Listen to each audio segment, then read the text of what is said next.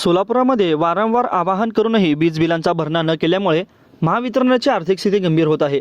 सध्या स्थिती सोलापूर जिल्ह्यात घरगुती, वाणिज्यिक व औद्योगिक वर्गावरील 2,75,796 वीज ग्राहकांकडे 46,41,00,000 रुपयांची थकबाकी झाली आहे। त्यामुळे थकबाकीदारांचा वीज पुरवठा खंडित करण्याच्या मोहिमेला वेग देण्यात आला असून 5,598 थकबाकीदारांचा वीज पुरवठा खंडित करण्यात आला आहे।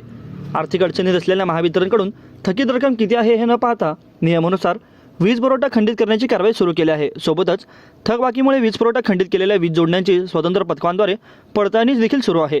शेजाऱ्यांकडून किंवा इतर ठिकाणांहून थकबाकीदार विजेचा वापर करीत असल्याचे आढळल्यास शेजारी वीज संबंधित थकबाकीदारांविरुद्ध भारतीय विद्युत कायदा 2003च्या कलम 131 व 138 नुसार कारवाई करण्यात येत आहे।